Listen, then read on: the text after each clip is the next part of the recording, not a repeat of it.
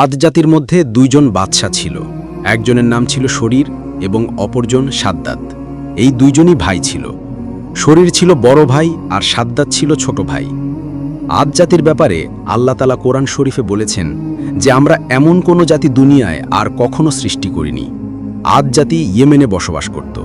যদিও শরীর এবং তার লোকেরা মূর্তি পূজা করত, তবুও বলা হয় যে শরীর ছিল অত্যন্ত ন্যায়পরায়ণ মানুষ। তার ন্যায় বিচার দূর দূরান্তে বিখ্যাত ছিল। তার ন্যায় বিচারের কারণে শের ও বকরি একই জায়গায় পানি পান করত। একদিন তার আদালতে দুজন লোক এলো এবং তারা এক অদ্ভুত ঘটনা শোনাল।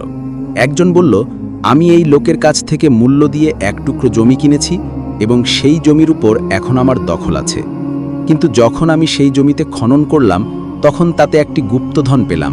আমি এই গুপ্তধনটি এই লোকটির কাছে ফিরিয়ে দিতে চাই, কারণ আমি তার কাছ থেকে শুধু জমি কিনেছি, গুপ্তধন নয়। তাই আমি এই গুপ্তধন তাকে ফিরিয়ে দিতে চাই।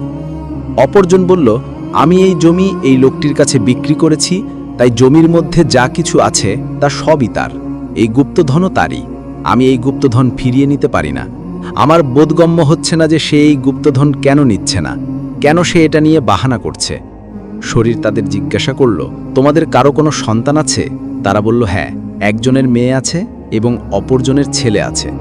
শরীর হুকুম দিল যে তাদের দুজনের মধ্যে বিয়ে দিয়ে দেওয়া হোক এবং গুপ্তধনটি তাদের দুজনকে দেওয়া হোক।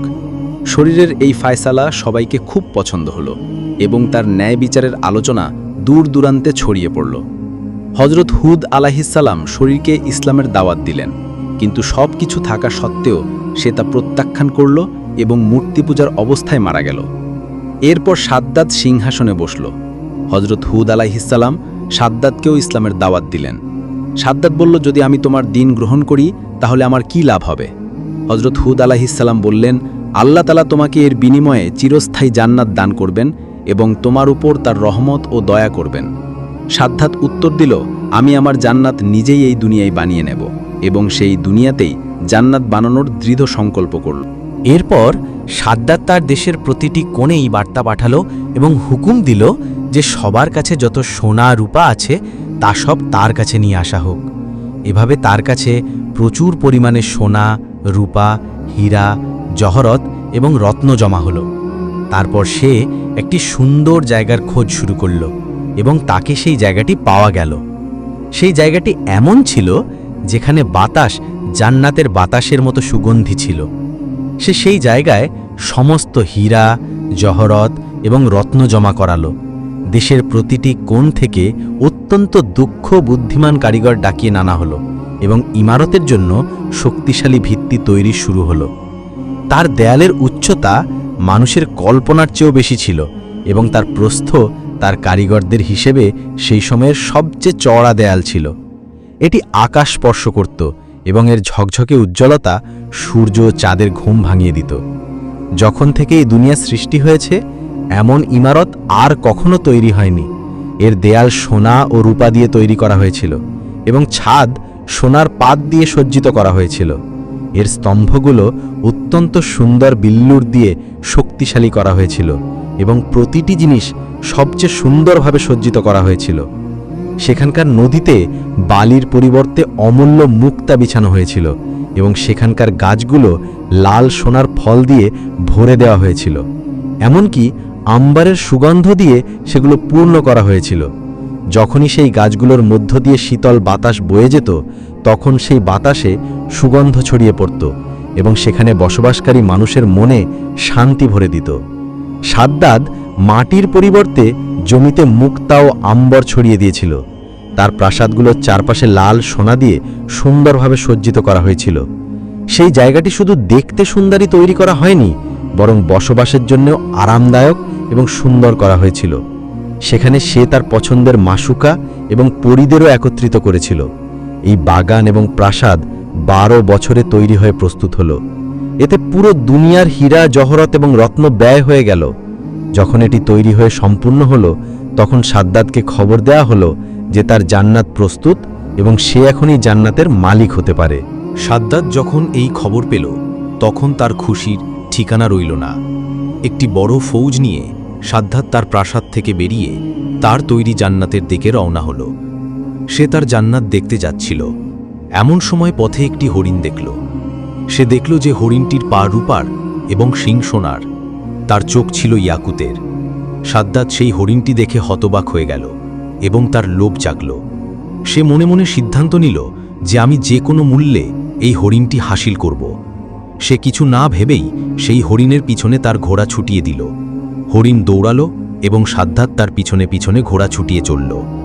এই দৌড় অনেক দূর পর্যন্ত চলল, এমনকি সাদ্দাতের ফৌজ অনেক পিছনে পড়ে গেল।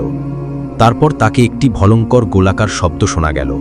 সেই শব্দ তাকে জিজ্ঞাসা করল, যেই ইমারত তুই জান্নাত বলিস, সেই ইমারত বানিয়ে তুই কি সুখ পাবি? সাদ্দাত সেই শব্দ শুনে ভয় পেয়ে গেল। সে জিজ্ঞাসা করল, তুমি কে? সেই ঘরসওয়ার বলল, আমি তোর মৃত্যু, আমি মৃত্যুর ফেরেশতা। সাদ্দাত অত্যন্ত ভয় ও অস্থিরতার সাথে বলল, আমাকে আমার জান্নাত শুধু একবার দেখতে দাও, তারপর তুমি আমার জান নিয়ে নিও।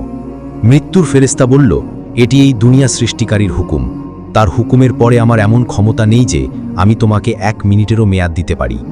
এই মুহূর্তে মৃত্যুর ফেরেশতা সাদ্দাদের রূহ কব্জ করে নিল এবং তার দেহ থেকে রূহ বিচ্ছিন্ন হয়ে গেল। সাদ্দাদের মৃত্যুর পর সেই আলিশান ইমারত এবং সুন্দর বালান মানুষের চোখের আড়ালে চলে গেল। ইতিহাসের কিতাবে লেখা আছে, আল্লাহ তাআলা হযরত ইসরাইল আলাইহিস সালামকে জিজ্ঞাসা করলেন, হে ইসরাইল, তুমি দীর্ঘ সময় ধরে রূহ কব্জ করছো এবং শুরু থেকেই এটি তোমার কাজ, কখনো কি কারো উপর তোমার দয়া ও করুণা হয়েছিল? হযরত ইসরাইল আলাইহিস সালাম বললেন, আমি তো সবার উপরই করুণা করি। আল্লাহ তাআলা বললেন, তোমার কার উপর সবচেয়ে বেশি করুণা হয়েছিল? তখন হযরত ইসরাইল আলাইহিস সালাম বললেন, হে আল্লাহ, আমি একদিন আপনার হুকুম অনুযায়ী একটি নৌকা ভেঙে দিয়েছিলাম এবং তার তক্তাগুলো আলাদা করে দিয়েছিলাম। হঠাৎ বাতাসের ঝড় এলো, নৌকা ডুবে গেল এবং নৌকার লোকেরা বিদ্যুতের মতো কিছুক্ষণের মধ্যে শেষ হয়ে গেল। কিন্তু একজন নারী যার পেটে সন্তান ছিল, আপনার হুকুম অনুযায়ী নৌকার তক্তার সাহায্যে সন্তান প্রসব করল। সেই তক্তা ফেরেশতারা একটি দ্বীপের কাছে পৌঁছে দিল। যখন সেই নারীর পেট থেকে একটি ছেলে জন্ম নিল, তখন মা খুব বিচলিত হলো। আপনার হুকুম হলো যে মায়ের জান কব্জ করো এবং সেই ছেলেকে তার পাশে ফেলে রাখো। হে আমার প্রভু, সেই সময় আমি কেঁদে ফেললাম এবং আমার মনে ভাবনা এলো যে এই শিশুটির কি হবে। এই শিশু তর্পাতর্পি করে মরবে, নয়তো কোনো বন্য জন্তু বা হিংস্র প্রাণীর মুখের খোরাক হয়ে যাবে। হে আল্লাহ, তুমি ভালো জানো আমি সেই শিশুর জন্য খুব কেঁদেছিলাম। তার একাকিত্ব ও অসহায়ত্ব ভেবে আমার হৃদয় ভারাক্রান্ত হয়েছিল। আর দ্বিতীয়ত সাদ্দাদের উপর আমার খুব দয়া হয়েছিল। সে বহু বছর ধরে ইমারত তৈরি করেছিল, কিন্তু তার একটি ঝলকও দেখতে পাইনি এবং হৃদয়ে হতাশা ও আক্ষেপ নিয়েই এই দুনিয়া থেকে চলে গেল। আল্লাহ তাআলা বললেন, হে ইসরাইল, এই সাদ্দাত সেই শিশু যার ওপর তুমি আগেও করুণা করেছিলে। আমি তার মায়ের মৃত্যুর পর সূর্য ও বাতাসকে হুকুম দিয়েছিলাম যে তাকে ঠান্ডা ও গরম থেকে যন্ত্রণা দিও না, আর বাতাসকে হুকুম দিয়েছিলাম যে ফুলের পাপড়ি উড়িয়ে তার জন্য বিছানা তৈরি করো। তারপর তার 2 বুড়ো আঙুল থেকে দুধ ও মধুর নদী আমি তৈরি করেছিলাম। কত দয়া করে আমি তার জান বাঁচিয়েছিলাম, তাকে সম্পদ দিয়ে পুরস্কৃত করেছিলাম, বাদশা বানিয়েছিলাম, দুনিয়ার সমস্ত নিয়ামত দিয়ে তাকে পুরস্কৃত করেছিলাম।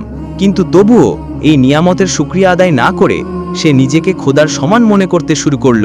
তার এই পরিণতি হওয়াই ছিল। বন্ধুরা, এটি ছিল সাদ্দাত এবং তার জান্নাতের ঘটনা। সে তার অহংকারের কারণে এই জান্নাত ধ্বংস করে ফেলল, কিন্তু আল্লাহর কুদরতের কিছু অন্য পরিকল্পনা ছিল। সে তার তৈরি জান্নাত দেখতে পেল না। আল্লাহ তাকে এই দুনিয়ার জন্য একটি শিক্ষা বানিয়ে দিলেন যে সম্পদ ও খ্যাতির ওপর অহংকার করে কিছুই হাসিল হবে না, প্রত্যেকে তার কর্মের প্রতিদান পাবে। সাদ্দাতকেও আল্লাহ তাআলা অগণিত সম্পদ দিয়েছিলেন, কিন্তু সে নিজেকে খোদার সমান মনে করতে শুরু করল এবং আজ সে পুরো দুনিয়ার জন্য শিক্ষা হয়ে গেল। আল্লাহ তাআলার কাছে দোয়া করি যে তিনি আমাদের সম্পদ সঠিক কাজে ব্যয় করার তৌফিক দান করুন এবং গোমরাহির পথ থেকে রক্ষা করুন, আমিন। তো বন্ধুরা, এটি ছিল আজকের ঘটনা। বন্ধুরা, যদি এটি আপনাদের পছন্দ হয়ে থাকে তাহলে এই ভিডিওটি লাইক করুন, কমেন্ট করুন এবং শেয়ার করুন, এবং এমনই সত্য ও আকর্ষণীয় ঘটনা শুনতে আমাদের চ্যানেলটি সাবস্ক্রাইব করুন।